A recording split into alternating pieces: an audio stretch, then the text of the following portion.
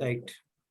So, good evening once again. Welcome to each one of you in this question answer session where we are going to discuss all your queries, all the burning issues which we are facing in finalization of financial statement and tax audit.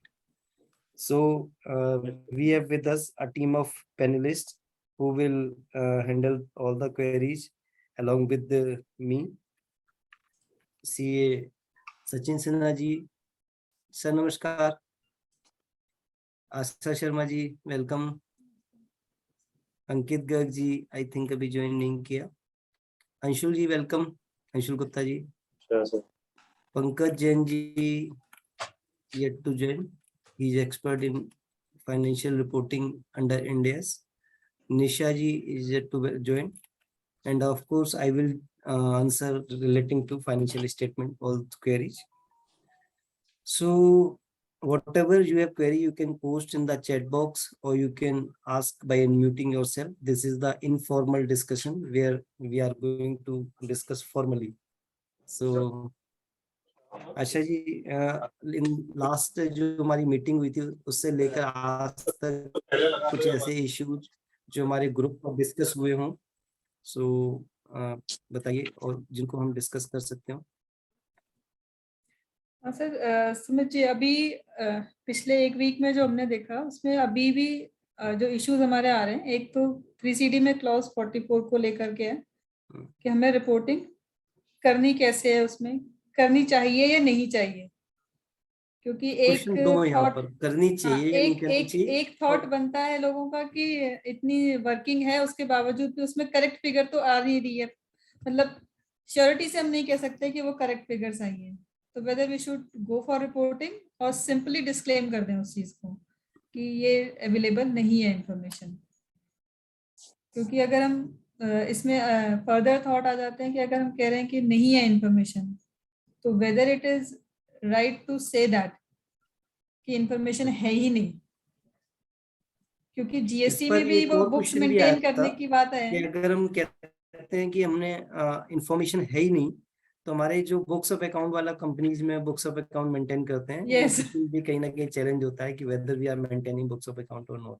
हाँ, so this question इसमें एक बीच का रास्ता मुझे लगता है निकालना चाहिए। उसमें पहले सचिन जी आपका कुछ व्यू चाहेंगे, एक्सपर्ट ओपिनियन। सचिन जी सबसे पहले आपसे शुरू करते हैं कि इस क्लॉज 44 को एलोबरेट करें और बताएं कि कैसे मेंशन करना है, कैसे रिप्लाई करना है और नहीं करना है, क्या करना है। सर आपने बिल्कुल सही पॉइंट रेस किया कि अगर को ये लगता है कि नहीं मेंटेन हो रहा है, वो प्रैक्टिकली पॉसिबल नहीं है, क्योंकि जीएसटी में भी आपको रिकॉर्ड मेंटेन करने का जिम्मेदारी है जीएसटी लॉ के हिसाब से। हाँ ठीक है, आपको उस पैटर्न में नहीं है, बट ऐसा नहीं है कि आप कुछ नहीं डाल सकते, तो कुछ और फिगर तो होना चाहिए। दूसरा, कंपनीज एक्ट में भी आप record and maintain books of accounts को मेंटेन करते हैं। इनकम टैक्स में भी हम लोग बुक्स ऑफ अकाउंट्स को मेंटेन करते हैं, और जो जीएसटी रिकॉर्ड है वो भी बुक्स ऑफ अकाउंट्स का ही पार्ट है। तो ये नहीं कह सकते कि वो तो मेंटेन ही नहीं होता है। पहला वो तो एकदम मतलब उसके ऊपर तो आपका सीधा पेनल्टी इशू हो जाएगा। तो इट इज बेटर कि आपका जितना इन्फॉर्मेशन आ रहा है और जो इन्फॉर्मेशन आपको मिल रहा है सारा उसमें क्लाइंट को भी डाल दो जितना डालना है। लेकिन जो चैलेंज है वो ये है कि क्या ऑडिटर उसको वेरीफाई कर पाएगा या नहीं कर पाएगा। अगर ऑडिटर ये कहता है कि आप डालो और मैं पूरा वेरीफाई कर रहा हूँ, तब तो हुआ कि ठीक है, आप क्लाइंट ने डिटेल शेयर किया और सीए ने पूरा वेरीफाई किया, देन इट इज ओके, ये एक आइडियल सिचुएशन हो गया। लेकिन जहाँ पे आप वेरीफाई नहीं कर सकते, लिमिटेशन आपके पास ये है कि डेटा पूरा नहीं है, आपके उस फॉर्मेट में नहीं जिस फॉर्मेट में चाहिए, तो आप एक अपना डिस्क्लेमर डाल सकते हैं कि जो डेटा डिटेल्स प्रोवाइड कराया गया है वो वॉल्यूमिनस होने के कारण मैं उसको प्रॉपर वेरिफिकेशन नहीं कर सकता। तो आप उसमें ये कमेंट नहीं डाल रहे ये करेक्ट है या इनकरेक्ट है या नॉट अवेलेबल है, वो नहीं कर रहे। आप सीधा ये लिख रहे हैं कि ये उसको verifiable due to this reason not possible to verify. और ये कोई नया कमेंट नहीं है, अगर आप देखेंगे तो स्टॉक के केसेस में ये कमेंट पहले भी देते आ रहे हैं। जो कॉन्ट्रैक्टर होते हैं जिनके मल्टीपल साइट्स होते हैं जहाँ पे सीमेंट, रेरी और ये सब उनके स्टॉक में होते हैं, आप उसको वेरीफाई नहीं कर सकते प्रैक्टिकली। तो आप हमेशा से ये देते आ रहे हैं कि इसको ये प्रैक्टिकली वेरीफाइबल नहीं है, तो वो कमेंट हम यहाँ पे भी डाल सकते हैं।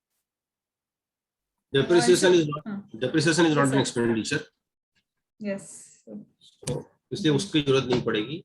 करंट टैक्स, तो टैक्स को क्या मतलब हम एक्सपेंडिचर में काउंट करेंगे, तो अकाउंटिंग पर्पस के लिए यस, लेकिन टैक्स पर्पस के लिए सो आप डाल सकते हैं, बट उसका आपको अल्टीमेटली वो लास्ट कॉलम में जाएगा वो, क्योंकि उसका कोई रेलेवेंस नहीं रहेगा इसमें. और foreign exchange fluctuation yes it is an expenditure, but of course वो लास्ट कॉलम में जाएगा बिकॉज उसमें Fund not जीएसटी registered नहीं है. वाला. तो एक्सपेंडिचर है, ये मैं मानता हूँ. जो एक्सपेंडिचर नहीं है that is depreciation not expenditure, तो उसको डालने की जरूरत हम्म. Right. Any other query, Asha ji, regarding to Not yet. members are requested to post your query if you have any. Otherwise, You मुझे can लगेगा post हम लोगों को queries or at- discuss any हाँ, issues. कोई और issues पे might be discuss facing. करना चाहते हैं तो बेटर है. अदरवाइज राउंडिंग ऑफ का बहुत सारा मैसेज आ रहा था. राउंडिंग ऑफ का, वो राउंडिंग ऑफ जो अभी लेते कंपलसरी हैं है सर. क्या? आते हैं एंथनी Yes, sir. जैसा कि yes yes Rounding off is mandatory, sir, for तो मान लो companies. किसी कंपनी का टर्नओवर 20 करोड़ है, 16 करोड़, 20 करोड़, 80 करोड़, 40 50 करोड़ है, तो उसमें भी वो 10,000 करना पड़ेगा भी है. Yes, अगर sir. केबल टर्नओवर उसका 10,000 रुपी भी है, 1,000 रुपी भी है, तब भी कम. इन The any minimum case slab is कितना- up to, sir, minimum slab कितना is से up rounding to off 100 करेंगे? crore. कितना से राउंड ऑफ करेंगे? आप hundreds, thousands, lakhs. सर 100 से कर crores. सकते हैं. 100,000 अच्छा, दूसरा था सर ये जो नॉन कॉर्पोरेट एंटिटी का जो फाइनेंशियल स्टेटमेंट आया है, व्हाटएवर ये उसमें करना, उसमें बनाना कंपलसरी है ये? Yes yes yes. अच्छा, एंथनी सर का कुछ मैसेज, वो हैंड रेज किया. एंथनी And सर this- कुछ कहना चाहते हैं सर, प्लीज. एंथनी, हाँ हाँ सर इधर. आई थिंक बाय मिस्टेक हो गया. गोपाल जी की कह रही आशा ले ली आपने ना. इनकी सेकंड क्वेरी और है. It is it mandatory to report in unregistered, or we can just mention these figures in column 2 and not give details in column 3 to 7? Sachin sir. Column 2, और column 2, Anshul. Column 2, to my mind column 2. Anshul ji का कोई और view हो सकता है? अंशुल जी आपका क्या view है इसमें? See, it is a auditor subjective thing. मतलब हम जितनी भी अपनी तरफ से एक ऑब्जर्वेशन पोस्ट करते हैं, मतलब whatever the best we think कि हाँ हम सही रिपोर्टिंग कर रहे हैं, we should do give our disclaimer as per that only. So अगर सर अगर उसमें कंफर्टेबल है कि हम we are reporting in column number 2 only, the rest मतलब in a way he is certifying that rest we are not getting the details to report.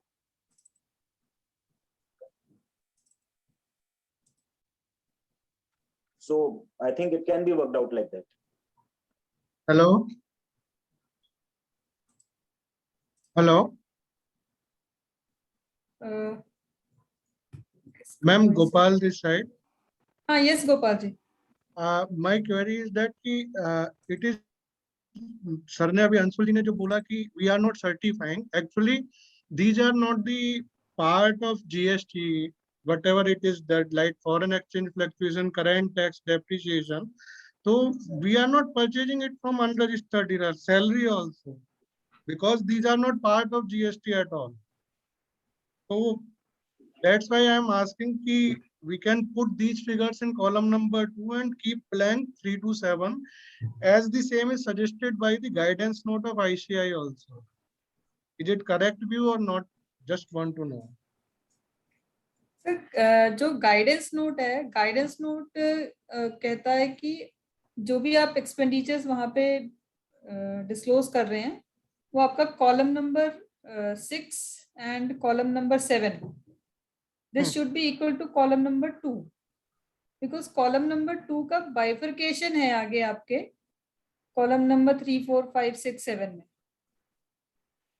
In my opinion हमने अगर column number 2 में दिया है, ठीक है, कॉलम नंबर 2 में हम कुछ भी रिपोर्ट कर रहे हैं कोई भी एक्सपेंसेस को, और मेरे पास ऐसी डिटेल्स नहीं है कि मैं उसको ये बाइफरकेट कर पाऊं कि उसका वो जीएसटी रजिस्टर्ड से है, एग्जाम्प्ट से है, कंपोजिशन से है, तो प्रैक्टिकली मैं उसको कॉलम नंबर 7 में रिपोर्ट करके और अपना वहां पे डिस्क्लेमर फैक्ट दे दूंगी. No, it but has been reported. हाँ, yes, salary. सैलरी तो कभी रजिस्टर्ड अनरजिस्टर्ड का क्वेश्चन ही नहीं आता, बिकॉज इट तो इज सैलरी के लिए schedule 3 guidance item. Note, salary के लिए गाइडेंस नोट भी कह रहा है कि आप सैलरी को मत दीजिए टोटल एक्सपेंडिचर में.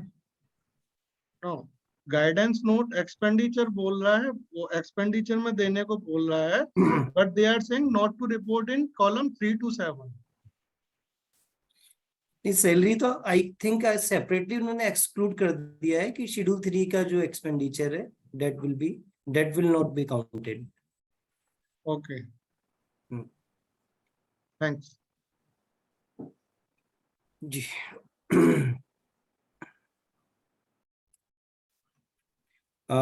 और कोई इशू टैक्स ऑडिट से रिलेटेड?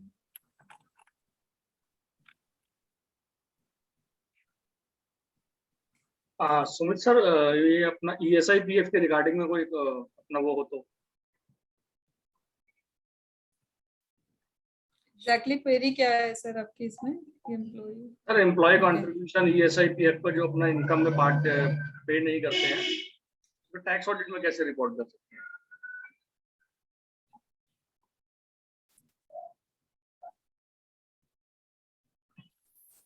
सर अमेंडमेंट के बाद तो सिचुएशन यही हो गई है. ये क्या परमानेंट अपना इनकम ट्रीट हो जाएगी? जी सर, अमेंडमेंट के बाद इट्स अ डेड लॉस अगर कोई भी डिले है for employee contribution. Okay, yes sir. उसका फ्यूचर में भी बेनिफिट नहीं मिलेगा.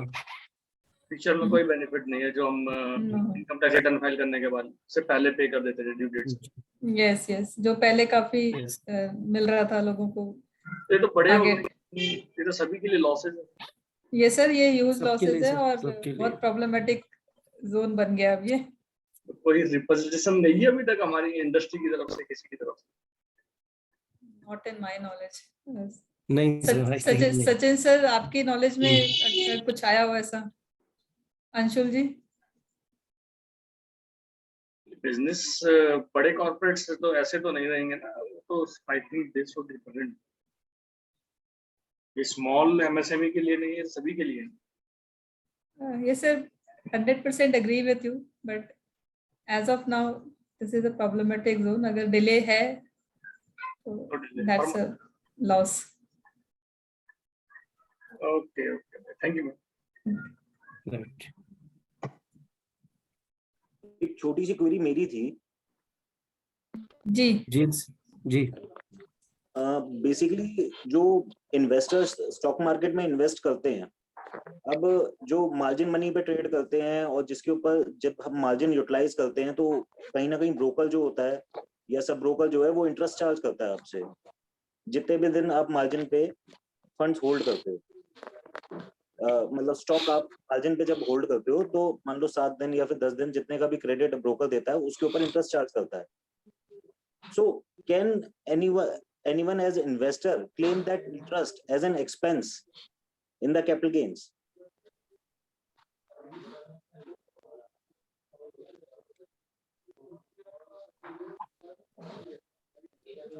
उसमें इंटरेस्ट की कह रहे हो या ब्रोकरेज चार्जेस जो लेते हैं उसकी? ब्रोकरेज नहीं, सिर्फ इंटरेस्ट.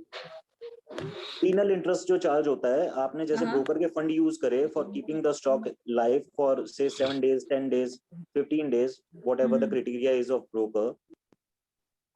तो उस केस में जो भी इंटरेस्ट आपने पे करा for keep holding that stock, तो वो आपको एज एन एक्सपेंस अलाउ हो सकता है किसी तरह? That need to be checked. Capital gain calculate करने के लिए whether that can be treated as cost or not, because अगर हम इसको एक बिजनेस इनकम में लेके जाते हैं, बिजनेस में देखते हैं तो आप पेनल्टी पे कर रहे हो, तो पेनल्टी तो आपकी डिसअलाउ हो जाती है.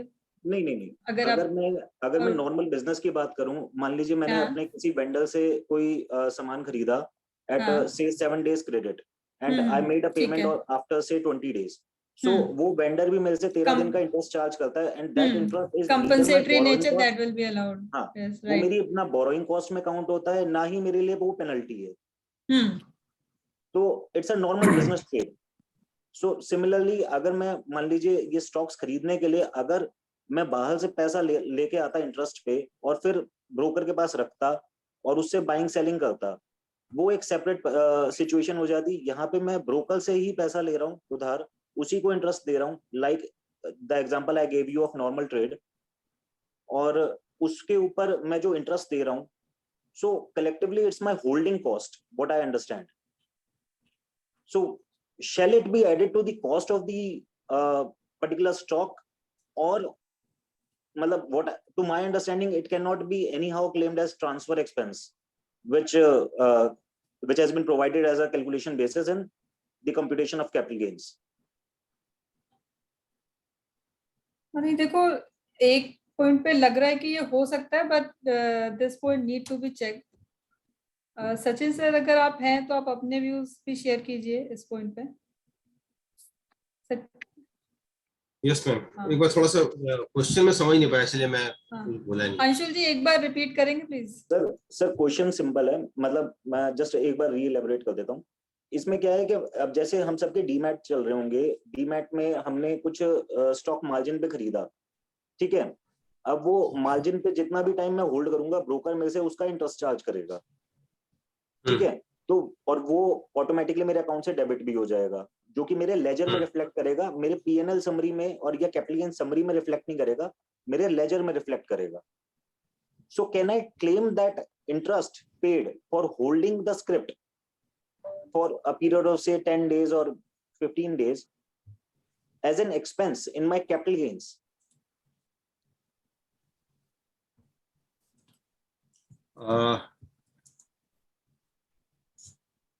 So, आपका ये कहना है कि ये कैपिटल गेन का आइटम है, ये बिजनेस इनकम में नहीं जाता है? नहीं, बिजनेस इनकम में नहीं सर, बिजनेस इनकम में तो अलाउ हो ही जाएगा वैसे ही। ओके, अगर मैं कैपिटल गेन में अगर हम लोग देखें तो बोलता है कॉस्ट ऑफ एक्विजिशन और कॉस्ट ऑफ इम्प्रूवमेंट। हाँ जी, ये दो ही चीज अलाउ होता है, प्लस इंडेक्सेशन वगैरह अलग चीज है। तो cost of acquisition, cost of improvement, ये दोनों में से किसी कैटेगरी में फॉल करेगा?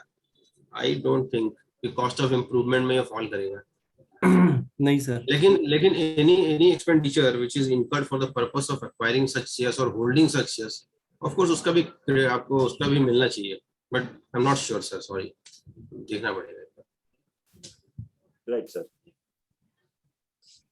टेक्निकली अगर बोला जाए तो यस मिलना चाहिए, बट अगर आप बोलेंगे कहाँ पे लिखा हुआ है तो मुझे अभी वो पता नहीं कहाँ पे लिखा हुआ है सर। वो एक्चुअली कहाँ लिखा हुआ है वो मैं भी नहीं ढूंढ पाया, and technically even I feel as if के it is an expenditure which should be allowed.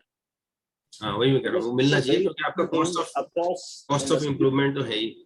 Cost of improvement तो ये है ही, otherwise I could have landed in ending with the loss. मतलब सिंपल सा वही है कि अगर बंदा लॉस में जा रहा होगा, वो कहीं ना कहीं पूरी ज्यादा होल्ड करने की कोशिश करता है कि 7 दिन 10 दिन अगर होल्ड कर लेगा, उतने का वो इंटरेस्ट चार्ज कर लेता है। तो कहीं ना कहीं हम सरकार को अगर प्रॉफिट के ऊपर टैक्स दे रहे हैं इसका, तो जो मेरी होल्डिंग कॉस्ट है, कॉस्ट ऑफ इम्प्रूवमेंट है, उसका मेरे को खर्चा भी मिलना चाहिए। This is the thing what I. बिल्कुल सर। सर ये गोपाल जी की अभी क्वेरी थी रिगार्डिंग क्लॉज 44। गोपाल जी, उसमें थोड़ा सा करेक्शन मैं करने चाहूंगी अपने जो भी हमारा रिप्लाई था। उन्होंने एक पॉइंट उठाया था कि जो डेप्रिसिएशन और इस तरह के जो एक्सपेंसेस है सैलरी के, वो हमें रिपोर्ट वहां पे करने हैं और आगे उसका बाइफर्केशन नहीं देना है क्या? तो बिल्कुल राइट, ये इसी तरह से है। कॉलम नंबर 2 में हमें लिखना है एंड उसका फर्दर बाइफर्केशन हमें नहीं देना है, क्योंकि वो जीएसटी से उसका कोई लिंक नहीं है, कुछ नहीं है। एंड ये जो आपका है वो रिको का पार्ट रहेगा इसमें, कि why there is difference between column number 6 plus 7 is not equal to 2, column number 2। तो ये डिफरेंस निकाले आ जाएंगे। ये आपका गाइडेंस नोट में 82.14 पैरा में है, क्लियर कट ये क्लियरली मेंशन कर रहे हैं कि 3 to 7 में नहीं रिपोर्ट करना। हाँ, 82.14 पैरा देखेंगे तो एंड रिकंसिलिएशन तो इन एनी केस हमें बनाना ही बनाना है हर केस। जी सर, थैंक यू।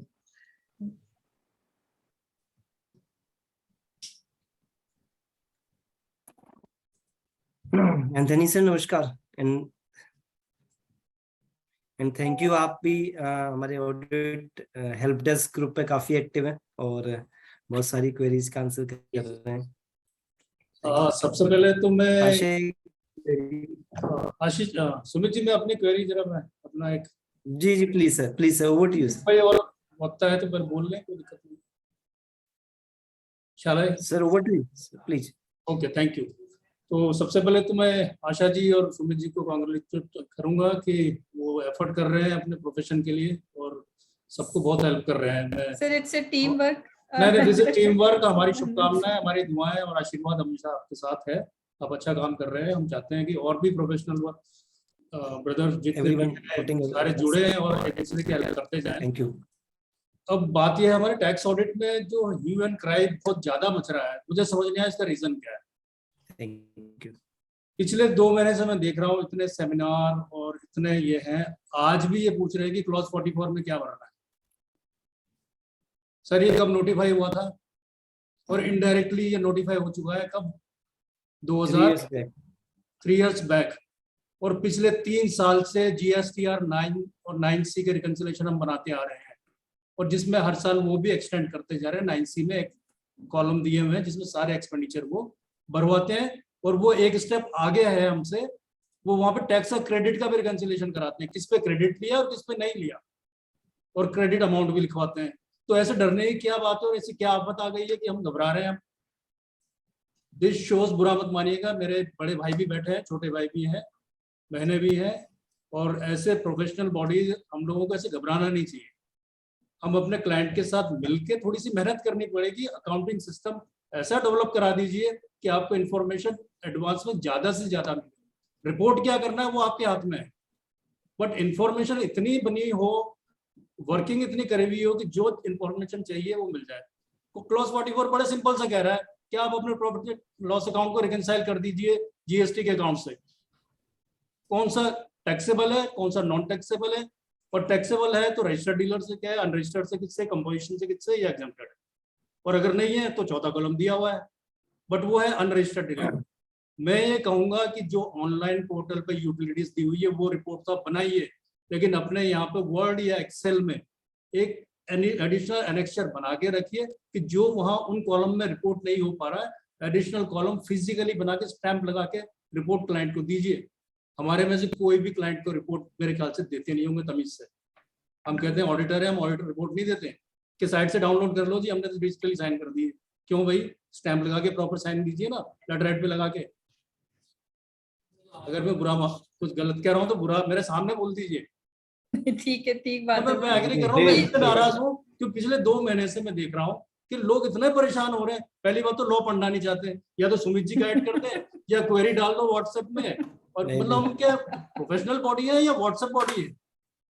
नहीं एंथनी सर, थोड़ा बहुत बात लॉ आपकी पढ़ने की बिल्कुल कोशिश सही है। आई अप्रिशिएट योर कंसर्न कि कहीं ना कहीं ऐसे इश्यूज नहीं है नहीं सर, सुमित हमारे जी, beyond- लोग ना बिल्कुल वो कैप्सूल चाहिए 44 ठीक है ना, 3CA रेडी मिल जाना चाहिए, फॉर्मेट मांगते होते हैं। अरे भाई CA करिए, आपने ट्रेनिंग करी है 3 साल कि आपने टैक्स ऑडिट रिपोर्ट बनाई नहीं, मुंह जुबानी याद होनी चाहिए। कितना बड़े पैराग्राफ है उसके अंदर टैक्स ऑडिट रिपोर्ट में। कारों के तो समझता हूँ कि 26 पॉइंट है, पर हेडलाइन तो पता ही होती है ना कि भाई इतने पॉइंट है, इतने पॉइंट 26 पॉइंट है और ये पॉइंट्स हैं, वो भी हम फॉर्मेट मांगते होते हैं। मतलब एक बार पढ़िए रिपोर्ट, जब भी हमको मक्खी में मक्खी वाला सिस्टम है। तो मेरा तो ये सजेशन है कि ऐसी कोई कॉम्प्लिकेटेड रिपोर्ट नहीं मांगी जा रही, हमेशा मांगी जाए। और मैं फिर कह रहा हूँ GSTR 9C में भी आने वाला है, इसलिए तैयारी उसी हिसाब से कर लेना, क्योंकि यूटिलिटी अभी लॉन्च नहीं हुई है। जिस दिन सर बिल्कुल सही कहा आपने कि आगे और भी प्रॉब्लम फर्दर क्रिएट हो। ये प्रॉब्लम नहीं है सुमित जी, प्रॉब्लम नहीं है। दिस इज ट्रांसपेरेंसी, और ये नेशन बिल्डिंग में ये स्टैटिस्टिक्स चाहिए होता है, डेफिनेटली चाहिए। जितना IT ड्रिवन सिस्टम हो रहा है, कहीं ना कहीं इंफॉर्मेशन ज्यादा से ज्यादा होगा फ्यूचर में भी चाहिए होंगी, आइए और भी ज्यादा चाहिए होंगी सर। AI बेस्ड है सारा सिस्टम। तो जो इन्फॉर्मेशन आप इनपुट कर रहे हैं तो उसको जरा केयरफुली अपने एक्सेल में पहले बनाकर फिर इनपुट कीजिएगा। एक मैं सावधानी आप लोगों को बरतने के लिए कहता हूँ कि अभी तो ये ऑफलाइन यूटिलिटी है हमारी टैक्स ऑडिट रिपोर्ट की, बट बहुत सारी जैसे ट्रांसफर प्राइसिंग है और वो अभी ऑफलाइन नहीं है, पिछले साल भी नहीं थी, इस साल भी नहीं है। तो जब आप इंफॉर्मेशन भरते हैं तो वहाँ बार बार एडिट ना करें, AI वो चीज को पकड़ रहा है। क्योंकि मेरे 2 केस में ये इन्फॉर्मेशन है कि पहले तो आपने यहाँ 10,000 लिखा था जी, वो लॉग मेंटेन होता है, जैसे आप लिखते हैं मशीन कोड में ले लेती है उसको, फिर आप डिलीट करते हैं वहाँ 10,000 लिखते हैं, फिर फिगर चेंज करते हैं, क्या डिस्क्रिप्शन है सब कोड में होता है, वो पूरा दिखा देते हैं चिट्ठा आपका, फिर पूछते हैं इसका रीजन क्या था। तो बी केयरफुल, कोई भी जैसे टैक्स ऑडिट रिपोर्ट में मैं कह रहा हूँ आप पहले एक्सेल में या वर्ड में बनाएं, उसके सारे एनेक्चर एक्सेल में बनाएं। कुछ लोगों ने अच्छी यूटिलिटी बना के दी है, आप उसको फॉलो करें, अपने हिसाब से मॉडिफाई कर लें। और जो इन्फॉर्मेशन टैक्स ऑडिट रिपोर्ट में नहीं आ रही है उसको अलावा आप अपनी बना के प्रॉपर ऑडिट रिपोर्ट बनाए, कल को स्क्रूटनी हो या आपको आपसे एक्सप्लेनेशन मांगा जाए, आपके पास बैकअप पेपर पूरा रहे। तो सर आपकी यूटिलिटी में फैसिलिटी नहीं थी, मैं क्या करूँ, मेरे पास इन्फॉर्मेशन है, दिस इज ऑडिट रिपोर्ट, आप क्लाइंट से एक्नॉलेज कराइए वो रिपोर्ट। Thank you very much Sumit ji. Thank you, Dhani sir. Anshul Wonderful ji. advice. Now, Asha. Anshul ji, एक मनीष जी की क्वेरी है, would you हाँ जी। like to take on regarding ESIPF, employee ESIPF? एक सेकंड सॉरी। आशा ये क्वेरी मोनिका जी। Just- हाँ, इसके बाद Yes, उनका sure.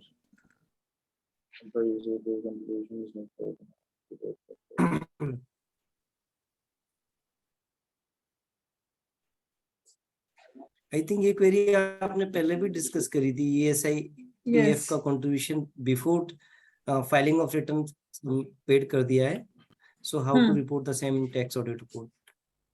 एक्चुअली यहाँ पे मनीष जी एक ITAT का डिसीजन रेफर कर रहे हैं, बट इन माय ओपिनियन वो अब इस फाइनेंशियल ईयर के लिए एप्लीकेबल नहीं होगा, because amendment has already been made effective. Sachin sir, your opinion?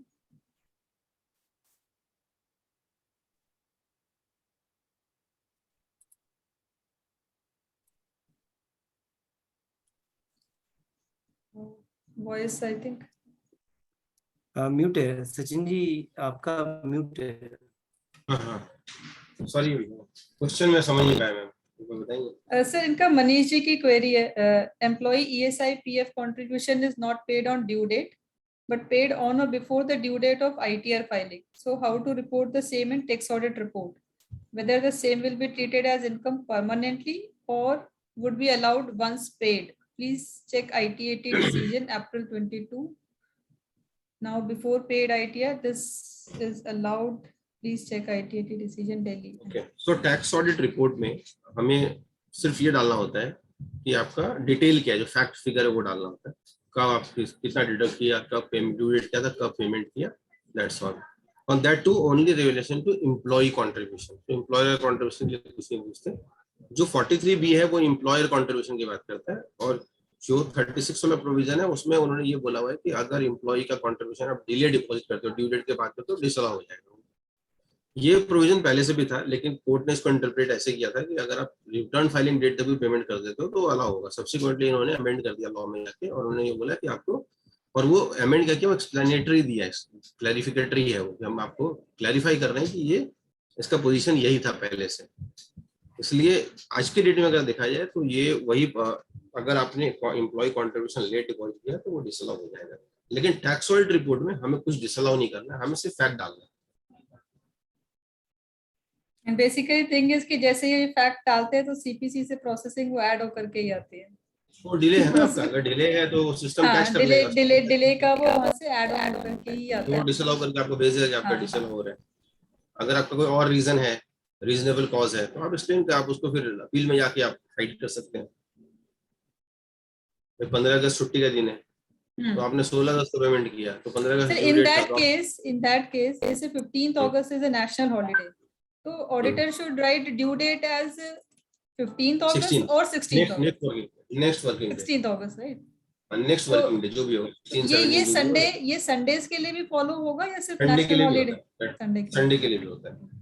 तो तो जनरल auditors- क्लॉज एक्ट में बहुत क्लियर, जैसे 31 जुलाई लास्ट डेट पड़ा था रिटर्न फाइलिंग का, और वो संडे था इस बार ही, लेकिन सब लोगों ने लग के उसको फाइल किया, जैसे भी वो CA लोग होते थोड़ा कर्मठ है, तो उनको तो करना है तो करना है, बोले कर बट दिया। वो एक अपनी ड्यू डेट को यहाँ पे करेक्ट लिख सकते हैं rather सचिन than जी, आई 15th थिंक August 1 अगस्त को अगर 16th फाइल करते तो लेट फी आ जाती है, उसमें लेट फी आ जाती है, वो वो सिस्टम में सिस्टम को इन्होंने इस तरह से बनाया है कि सिस्टम उसको एक्सेप्ट नहीं कर रहा है, नहीं कर रहे। तो संडे के हिसाब से उसको मॉडिफाई नहीं किया गया। लेकिन अगर ऐसा सिचुएशन है तो आप आगे जाके फाइट करेंगे तो हो जाता है, लेकिन सवाल तो 4-5 हजार के लिए कौन फाइट करने जा रहा है? राइट, क्वेश्चन यही आता है कि कौन फाइट करेगा कि हमारी नॉमिनल फी रहेगी उसकी वजह से ना। अगर किसी का जेन्युइन डिले है और बड़ा अमाउंट है, बड़ा अमाउंट, तो फाइट नहीं कर सकता है। राइट।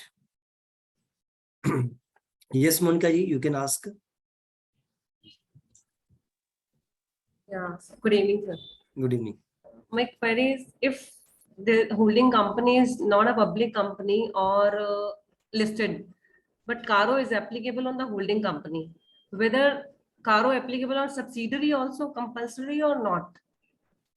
यस मैडम, अगर होल्डिंग कंपनी पर एप्लीकेबल हो रहा है तो सब्सिडी पर भी लग जाएगा वो.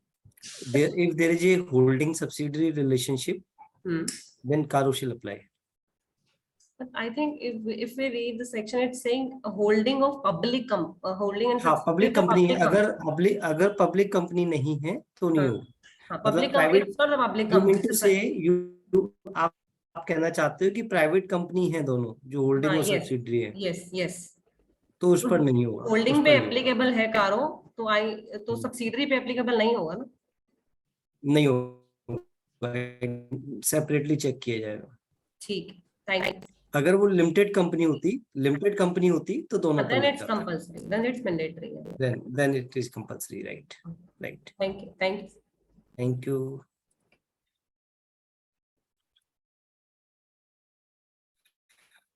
अश्विन जी की क्वेरी है relating to ITC. Asha ji, क्या नहीं, ये क्लॉज 44 से रिलेटेड ही है. सचिन जी, मैं रीड करूं? Please. In case of bank SSC, ITC required to be reversed 50%, ठीक है, due to the exempted services supply. Should we report such ITC in clause 44 as an expense? जी सचिन जी, जो बैंकिंग कंपनी जो थी ना, bank, उन्हें 50% ITC मिलता है, 50% ITC का क्रेडिट नहीं मिलता है. तो जो 50% की बात है ना, वो क्लॉज 44 में एज एक्सपेंस हमें दिखाना पड़ेगा. सो जितना मुझे पता है कि जो भी जीएसटी का आपको क्रेडिट नहीं मिल रहा है, या ब्लॉक क्रेडिट हो या चाहे इनएलिजिबल क्रेडिट हो, वो सारे आपके कॉस्ट के पार्ट है. राइट. जो आपने जो एक्सपेंस में डाला, वहां पे बोला total expenses. Total expenditure includes all expenditure which is allowed by any reason. So even आपने जीएसटी एक्स्ट्रा पे किया, वो भी अलाउ होता है, तो वो डालना है. या रिपेयर मेंटेनेंस ऑफ व्हीकल्स अगर हमें डाला है जिसका अलाउड नहीं है, या किसी अभी एक्सपेंडिचर का तो पार्ट है ही. सब्सिक्वेंटली वो अलाउड है कि नहीं, वो यहाँ पे पर्पस ही नहीं पूछने का. क्या है, आप एक्सपेंडिचर तो डालो और फिर आपको क्रेडिट आपका आईटीसी अगर आपका रजिस्टर्ड डीलर से है तो इन 3 में डालिए, अगर अनरजिस्टर्ड से है तो 7 में डालिए. इतना ही है. राइट. कंपोजिशन डीलर जो आईजीएसटी पे करते हैं, कंपोजिशन डीलर जो अपनी नेट सेल्स के ऊपर आईजीएसटी पे करते हैं, वो उनको एक्सपेंस अलाउड होता है. ओके. जो भी जीएसटी पे करते हैं, CGST, SGST, IGST, so that will also be allowed as an expense. तो वो किस कैटेगराइजेशन में लेके जाना चाहिए? सचिन जी,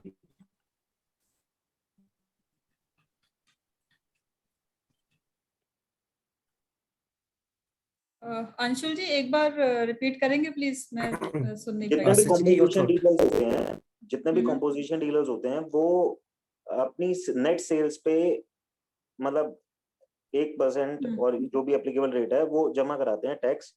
ठीक है, and that tax has been allowed as an expenditure. वो पीएनएल में जिनका भी टैक्स ऑडिट होता है बिलो 1.5 सीआर, जितनी जिनकी भी टर्नओवर होती है, उनका टैक्स ऑडिट अगर है तो it will be allowed as an expense. So उसको किस हेड में डालेंगे? Because it is pure tax paid. मतलब बेसिकली जो टैक्स लाइबिलिटी थी मेरी, वो लाइबिलिटी मुझे एज एन एक्सपेंस अलाउ हो रही है. हाँ जी. हाँ, तो मेरी ओपिनियन से तो कॉलम नंबर 2 में ही रहेगा खाली.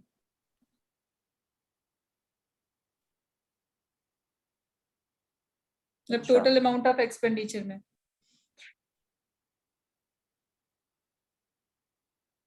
ठीक है.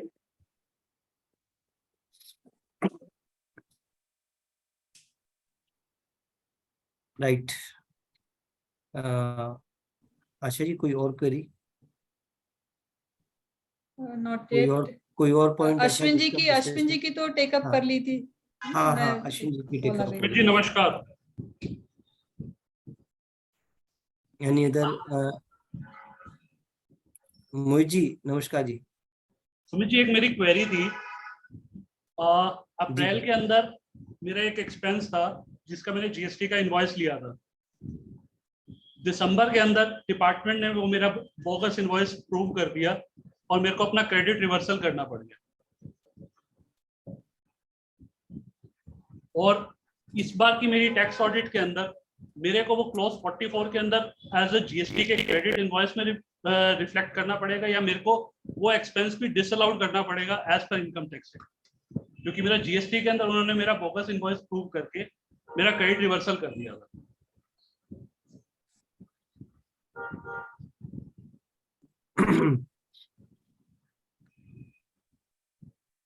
मोहित जी क्वेश्चन बहुत अच्छा है। कहीं ना कहीं इस पे मैं सचिन जी की ओपिनियन लूंगा, क्योंकि आपका इनवॉइस अगर बोगस हो गया तो इनकम टैक्स में अलाउड तो नहीं होगा ये बाई डिपार्टमेंट के बिल्कुल, द्वारा। DRC 04 इस टाइम पे डिपार्टमेंट को इशू करना मैंडेटरी हो गया है और डिपार्टमेंट वाले ये इंफॉर्मेशन इनकम टैक्स को भी पास ऑन कर रहे हैं कि हमने इतने का पास ऑन भी कर रहे हैं, पास ऑन करना शुरू कर दिया। सर मेरी ऑडिट डिपार्टमेंट में काफी बार बात हो चुकी है इसके रिगार्डिंग, ऑडिट में भी हो चुकी है, असेसमेंट में भी हो चुकी है।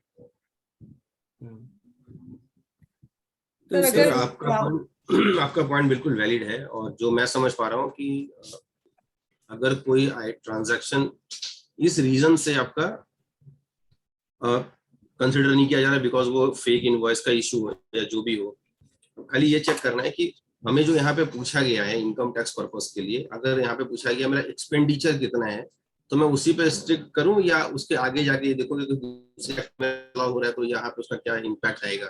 अगर हमने उसको यहाँ पे खर्चा डिस्कशन पॉइंट ऑफ व्यू से तो दोनों ही बता दी थी। अगर हमने उसको खर्चा कंसिडर किया अपने बुक्स में, हाँ जी, लेकिन वो खर्चा का तो पार्ट नहीं रहा ना सर, क्योंकि आप ये कह रहे हैं कि वो तो ये डिपार्टमेंट ने मेरा डिसअलाउ कर दिया तो नेचुरली आगे जाके इनकम टैक्स में भी वो कंसिडर नहीं होगा, हो सकता है, क्योंकि इसके साथ में पेनल्टी का भी सेक्शन बाद में इनिशिएट हो सकता है। लेकिन मेरा जितना अंडरस्टैंडिंग है कि जो बुक्स में मेरा एक्सपेंडिचर आ रहा है, allowable, not allowable, deductible, not deductible, मुझे उसको फोकस ही नहीं करना। और वहां तो पूछा टोटल एक्सपेंसेस, ठीक है। टोटल अलाउेबल एक्सपेंसेस नहीं पूछा, सिर्फ टोटल एक्सपेंडिचर, मैंने तो एक्सपेंडिचर डाल देना है। नहीं, मेरा जो क्लोज 36 है जिसके अंदर मेरा 36 है 28 कि मेरा वो बिजनेस एक्सपेंडिचर ही नहीं है।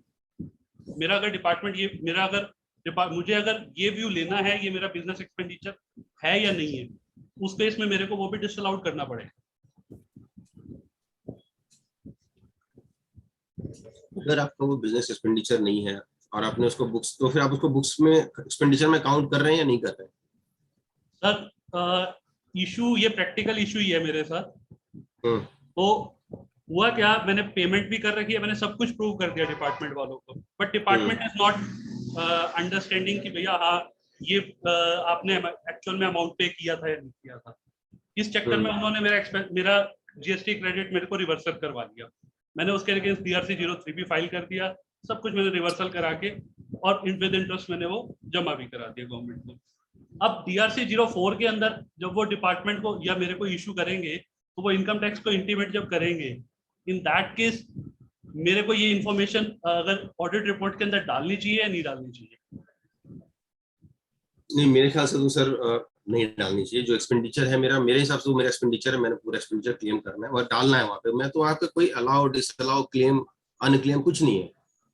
मेरा बहुत सिंपल सा चीज है, जो एक्सपेंडिचर है वो डालना है। ठीक है।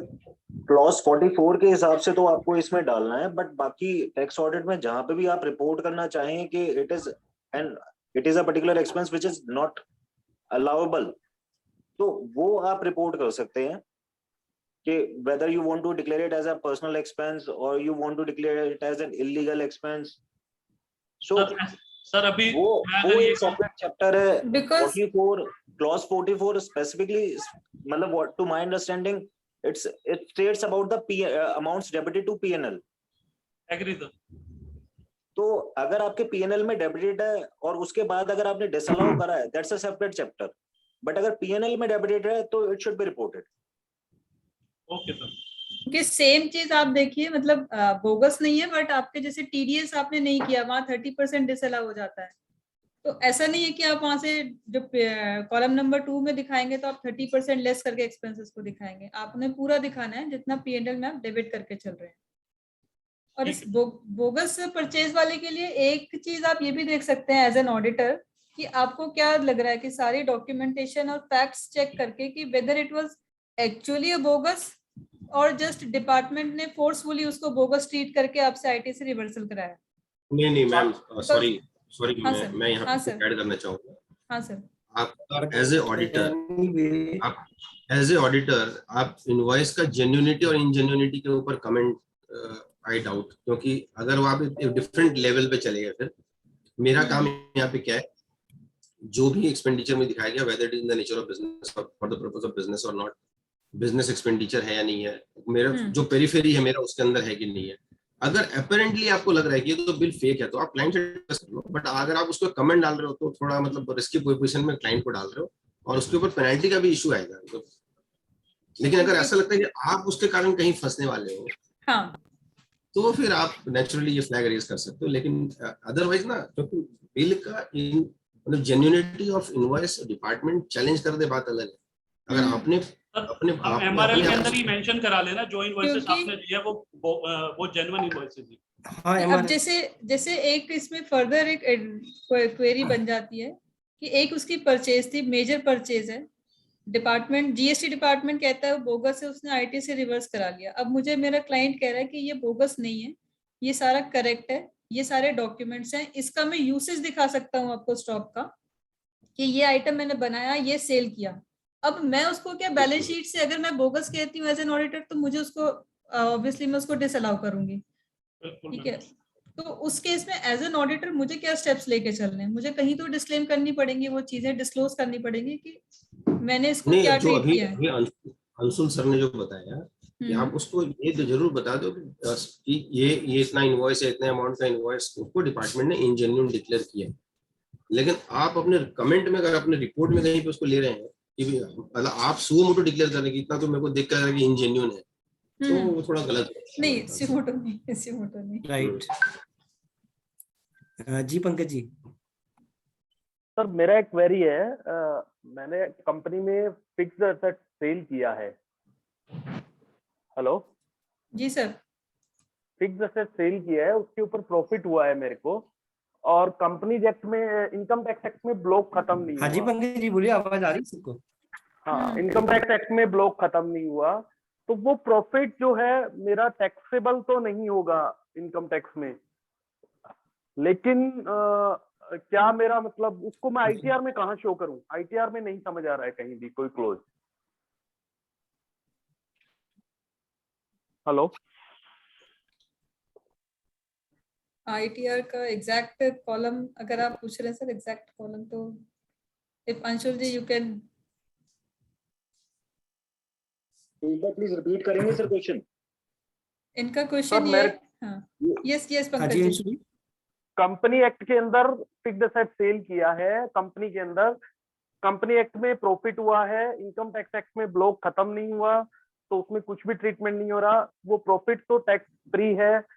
अब मैं आईटीआर में कहाँ उसको शो करूं? क्योंकि पीएनडल में तो मैं एक बार लेके जा चुका, उसको एड ऑन कर चुका, अब मैं कहाँ उसको आईटीआर में शो करूं ताकि सीपीसी में कोई प्रॉब्लम ना आए, क्योंकि आजकल सीपीसी कुछ भी प्रोसेस कर रहा है।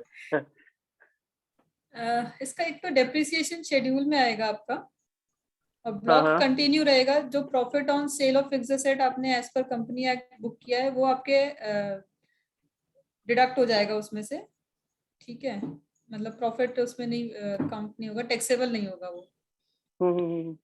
डेप्रिसिएशन के शेड्यूल में आएगा डेफर्ड टैक्स का। यस अंशुल जी राइट, डेफर्ड टैक्स का उसमें जी प्रशांत जी कुछ कह रहे हैं आप?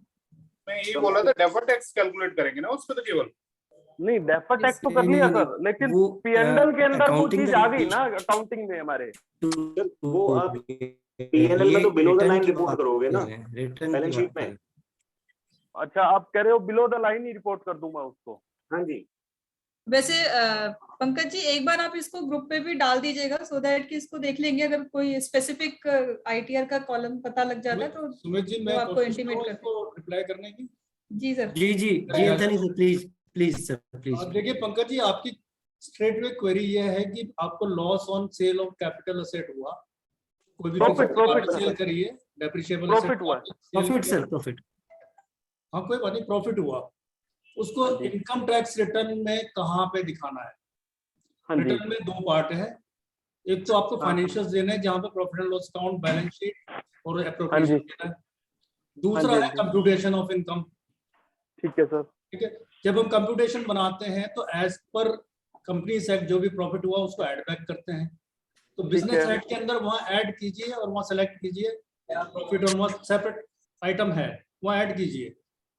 वो सेपरेट आइटम ग्रुप और- क्या है सर? वो ग्रुप क्या सेलेक्ट करना है? वही प्रॉब्लम आ रही है ग्रुप सेलेक्ट करने में।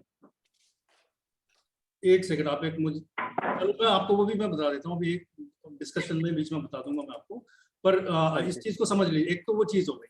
सेकंड, अब प्रॉफिट है या लॉस है, अगर प्रॉफिट है बैलेंस शीट में, जहाँ profit loss account balance sheet हम डाल रहे हैं, अपने फाइनेंशियल्स हम डाल रहे हैं, वहां पे हाँ। अदर इनकम में दिखाते हैं।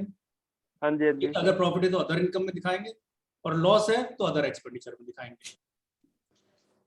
दैट सिंपल, इसमें कोई कंफ्यूजन नहीं है, बिल्कुल सिंपल सी बात है। अब सिंपल आपकी ये क्वेरी है कि जब आप उसका एडिशन दिखाते हैं उसको किस सेक्शन से अटैच करेंगे, उसको कहां से Yes, map yes. करेंगे, यही आपकी Yes, yes. Exact query. 2 minute दे दीजिए, मैं अभी आपको दे रहा हूँ, अब डिस्कशन के दौरान ही मैं आपको बता दूँ।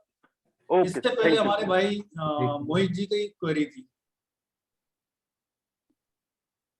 मोहित जी की क्वेरी थी, उसमें भी आप ये देखो, जो क्लॉज 44 है वो इंडिपेंडेंट है अदर क्लॉज से। क्लॉज 44 बड़ी सिंपल सी बात कह रहा है कि आपने प्रॉफिट एंड लॉस अकाउंट में जो एक्सपेंडिचर डेबिट करे, इट मीन जो इनकम, वहां वर्डिंग लिखा है एक्सपेंडिचर इनकर्ड, जो भी एक्सपेंडिचर इनकर्ड करें उसका आप खुलासा कर दीजिए कि वो रजिस्टर्ड डीलर से है या अनरजिस्टर्ड डीलर से है। रजिस्टर्ड से है तो 4 कॉलम और हैं, पर टोटल मैच होना चाहिए। तो इतनी सी बड़ी सिंपल सी चीज को ना अपने आप से कॉम्प्लिकेट मत कीजिए, वो सिंपल सिंपल सा दिया हुआ है, जितना पूछा गया है उतना ही देना है, उससे ज्यादा ना सोचना है ना देना है, ना कोई डिस्क्लेमर ना कुछ। प्रॉफिट अकाउंट को मैच कर दीजिए, कहीं कोई दिक्कत नहीं आएगी। पंकज गुप्ता जी की क्वेरी है चैट बॉक्स में। जी आशा, जी आशा।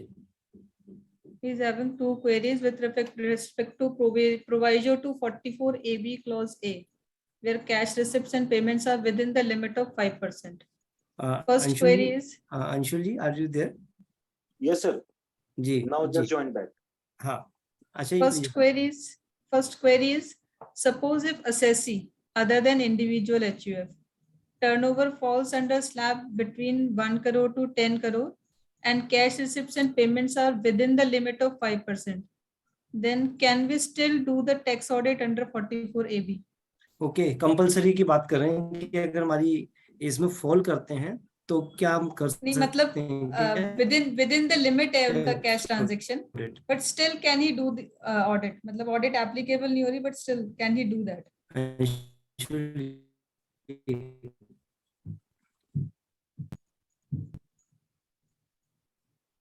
हमारी विद इन द लिमिट है 5% के अंदर, फिर भी हम करना चाह रहे हैं, तो क्या हम पॉसिबल है, कर सकते हैं?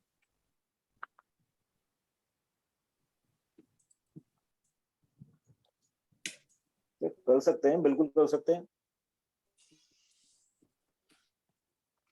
तो बट जहाँ ऑडिट एप्लीकेबल नहीं है वहां पे आप ऑडिट क्यों करेंगे? बेसिकली ये जो पैरामीटर्स कम आते हैं बाहर के, मतलब whether actually it is within the parameter of 5% और नॉट, फर्स्ट।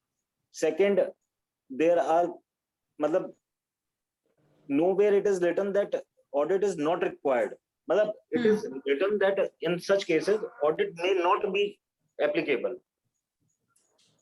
So आप बाकी पैरामीटर्स चेक कराने के लिए भी ऑडिट अप्लाई कर सकते हैं, जहां हमारी टर्नओवर, अब जैसे 2 करोड़ तक प्रिजम्पटिव टैक्सेशन हमारी एप्लीकेबल है,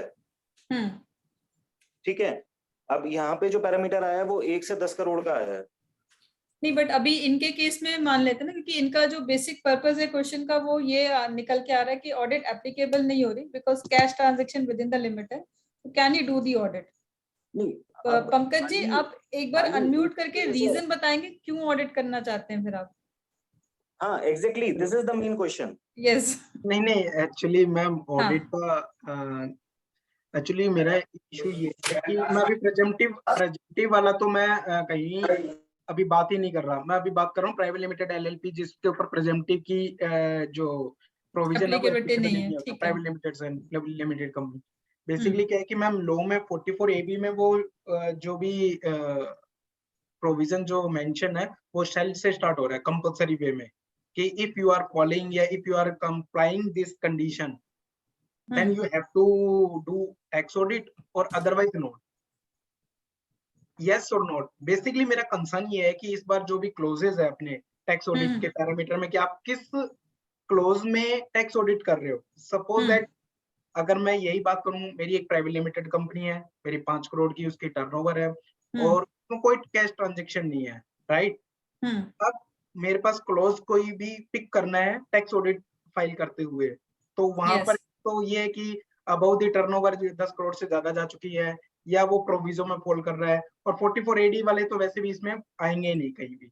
अब प्राइवेट लिमिटेड की बात करूं तो सपोज मैं वो प्रोविजो वाला क्लोज सेलेक्ट करता हूं टैक्स ऑडिट में और बाद में जाकर कहीं स्क्रूटनी या व्हाटएवर जो भी डिपार्टमेंटल जो भी चेकिंग होती है, तो वहां तो अपने ऑडिट पे क्वेश्चनिंग हो गई ना कि आज आपने प्रोविजो के अंडर में ये ऑडिट की कि दैट मींस 5% की लिमिट में आप इस कवर अप नहीं होता ये, और आपने ये टैक्स ऑडिट की, तो ये कैसे आपने ये इसकी टैक्स ऑडिट कर दी. बेसिकली मेरा कंसर्न ये है वहां कोई ऐसा क्लोज नहीं है कि फिर भी अगर मेरे ये 5% में लिमिट में आता है फिर भी मैं टैक्स ऑडिट करूं, ऐसा वहां कोई क्लोज नहीं है बेसिकली.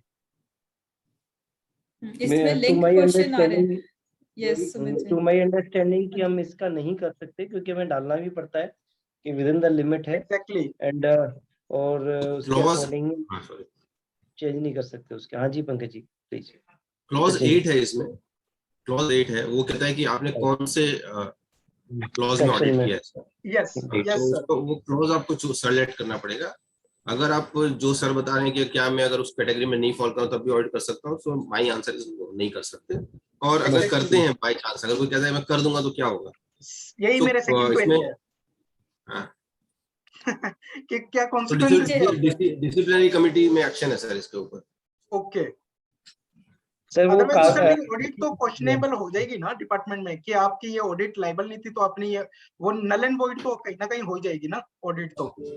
बिल्कुल सर. ये कई लोग क्या प्लानिंग के लिए कर रहे हैं, ये कई लोग प्लानिंग के लिए कर रहे हैं कि ड्यू डेट फेल हो गया फाइल करने का तो चलो अभी कर देते हैं, विद इन ड्यू डेट हो जाए. लॉस था तो क्लीन करने के लिए, तो बहुत सारा इश्यूज लोग लेके कर रहे हैं, लेकिन वो गलत है, नहीं करना. थैंक यू सर, यही कंसर्न था मेरा. बिल्कुल करेक्ट सर. एंड आलोक जी ने भी बिल्कुल सही कहा कि अगर ऑडिट रिक्वायर्ड नहीं है किसी भी सेक्शन में किसी भी एक्ट में, हम फिर भी ऑडिट कर रहे हैं तो ग्रॉस नेग्लिजेंस का केस बनता है डिसिप्लिनरी मैकेनिज्म में in our institute. Mohan ji please ask your query.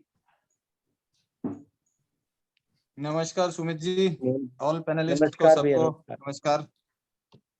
मेरा एक क्वेश्चन ये था कि मेरी एक कंपनी में ना CSR एक्टिविटी की कंप्लायंस आई थिंक है. मेरी एक प्राइवेट लिमिटेड कंपनी है, उसमें टर्नओवर नेटवर्थ पे नहीं एप्लीकेबल है, पर प्रॉफिट जो है 5 CR से ज्यादा है इस साल 31 मार्च 22 में. तो उसकी क्या प्रैक्टिकल एप्लीकेबिलिटीज है एज पर सेक्शन 135 CSR से रिलेटेड? मोहन भाई इस सेक्शन को कंप्लीटली अगर एनालाइज करें तो इन शॉर्ट में अगर मैं आपको बताऊं, सेक्शन 135 के अकॉर्डिंग आपको अगर एप्लीकेबल है 5 करोड़ से प्रॉफिट अगर ऊपर जाता है तो 2% of the average 3 year profit का आपको एक्सपेंस आउट करना है in the current financial year. आप मार्च 22 में अगर कह रहे हो कि आपके सुमित जी 31 मार्च 22, 31 मार्च 21 और 31 मार्च 20 लास्ट 3 इयर्स के एवरेज नेट प्रॉफिट का 2% आपको एक्सपेंस आउट करना है in the current financial year, including 31 March 22. Yes sir yes sir yes sir. जी.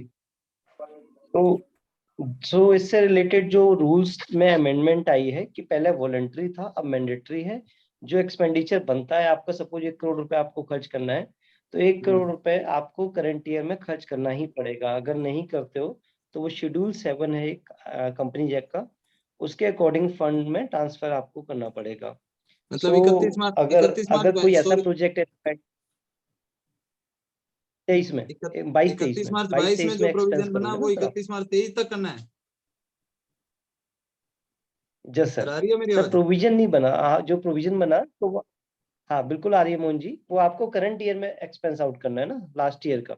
अच्छा 31 मार्च 23 तक उसको एक्सपेंस आउट करना है. जी करंट ईयर का तो एनालाइज कर नहीं सकते कि इस साल का कितना प्रॉफिट होने वाला है, हमारे ऊपर CSR लगेगा या नहीं लगेगा। हम लास्ट ईयर का जो एप्लीकेबिलिटी है वो करंट ईयर में एक्सपेंस करेंगे उसको। ठीक है अच्छा, ना? और एवरी ईयर चेक करना पड़ेगा ये, अगर है तो एप्लीकेबिलिटी एवरी ईयर है, अदरवाइज नहीं होगा disclosure. Yes sir, every year Thank you so much. Separate financial year और उसके अकॉर्डिंग एप्लीकेबिलिटी आप चेक करेंगे और उतना अमाउंट खर्च करेंगे। जी sir, thank you. Thank you Mohan भाई, थैंक यू। आशा जी जी sir, 1-2 query please take up Praveen Garg ji की। ऑलरेडी आंसर्ड है, प्रवीण गर्ग जी का रिप्लाई कर दिया। Okay okay okay okay okay okay.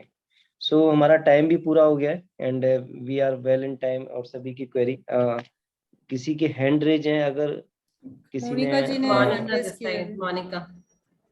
Yes Monica ji. जी मोनिका जी प्लीज। मैं एक query है कि से एक कंपनी में brought forward losses हैं only because of depreciation, but we haven't show under unobserved depreciation.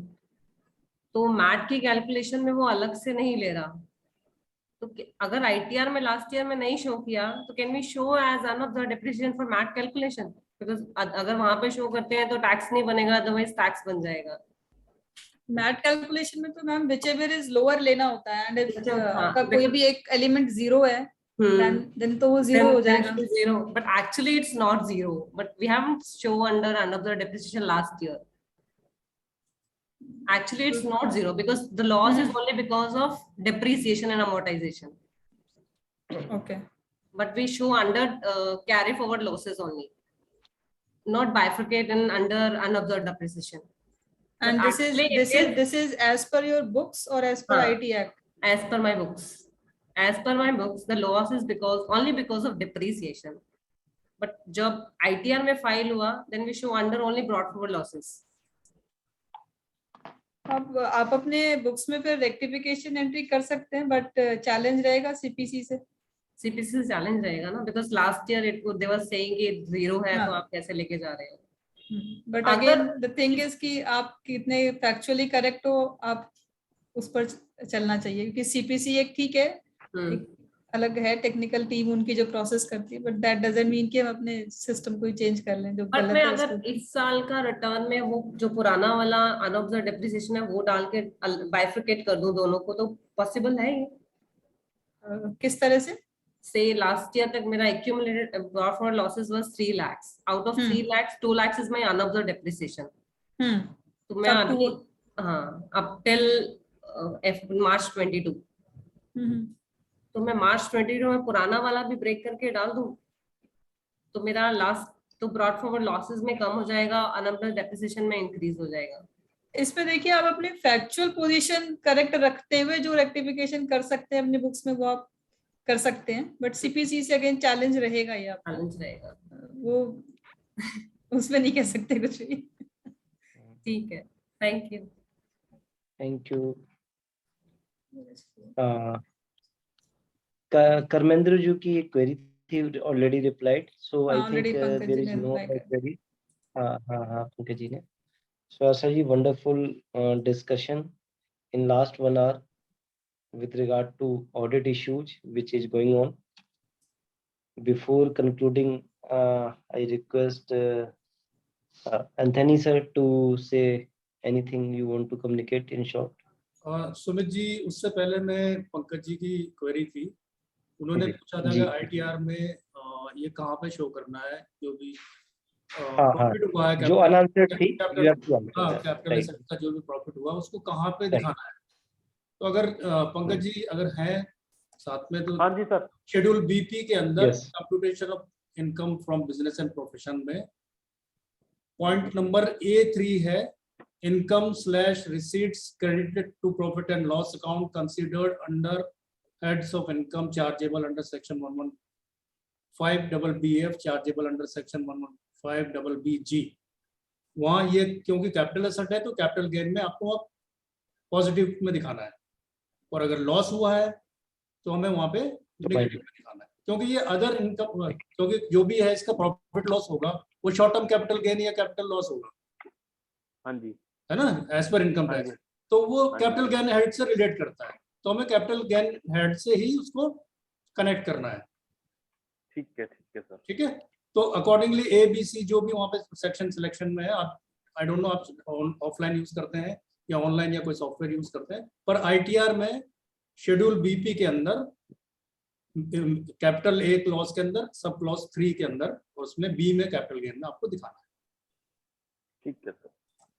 ठीक है, so it is really wonderful session. मैंने थोड़ा सा शुरू में मिस कर दिया था, नेटवर्क मेरा चला गया था बिकॉज आई वाज ड्राइविंग, फिर मैंने ऑफिस आके कनेक्ट किया, पर बड़े अच्छे से हमारी क्वेरीज सारे भाई बहनों की सॉल्व हो रही है और इस ग्रुप को अच्छे से आप करिए। और मेरी फिर रिक्वेस्ट है कि टोटली सुमित जी और आशा जी पे डिपेंडेंट मत रहिए कि वो आपको कोई कैप्सूल बना के देंगे, थोड़ा बहुत पढ़िए, मेरी रिक्वेस्ट है।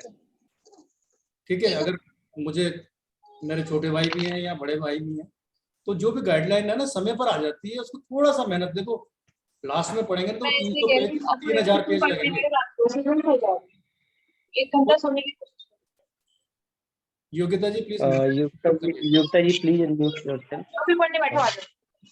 चलो सुमित जी आप कर दीजिए। एडमिन मैं हाँ, ये मुझे दिखाई नहीं दे रहा है मैडम, ये जस्ट कर दिया, मैंने कर दिया। हाँ कर दिया। Thank you so much. तो थोड़ा सा ना, थोड़ी सी मेहनत कर ले और टाइमली मेहनत कर ले। लास्ट में आके ना, जैसे अब लास्ट चल रहा है, 30 सितंबर आने वाली है, प्रेशर बढ़ रहा है, फिर एमसीए की अपनी हालत है अलग खराब, वो फाइलिंग आप करने लगे हो, पोर्टल वर्जन 2, 3, 4 आते रहेंगे और प्रॉब्लम आती रहेगी। तो इसके बाद फिर जीएसटी 9 से शुरू हो जाएगा, है ना। तो जो भी इंफॉर्मेशन आप बनाए इस तरीके से बनाए कि वो ज्यादा से ज्यादा अपने को इनपुट दे। रिपोर्ट करना नहीं करना वो हमारे ऊपर है। और ये देखिए, आप कभी भी मेहनत करेंगे वो बेकार नहीं जाएगी। अगर मैंने तो ये जीएसटीआर 9 और 9C की जो रिकंसिलेशन है पिछले 3 साल से बनाना शुरू कर दिया था, क्योंकि मुझे पता किसी भी दिन ये इम्प्लीमेंट कर देंगे। अभी लास्ट डेट एक्सटेंड नहीं हुई है तो कोई एग्जम्पशन की उम्मीद मत करना, कोई कि ये फिर टल जाएगा, क्लॉज 44 नहीं टलेगा। मुझे तो उम्मीद है 9C में रिकंसिलेशन आने वाला है, तो टैक्स भी साथ साथ, जब इतनी मेहनत कर रहे हो साथ में टैक्स की फिगर भी लिख लेना, कितना क्रेडिट लिया, रिवर्स किया, व्हाटएवर जो भी, तो टैक्स रिकंसिलेशन भी कर दीजिएगा।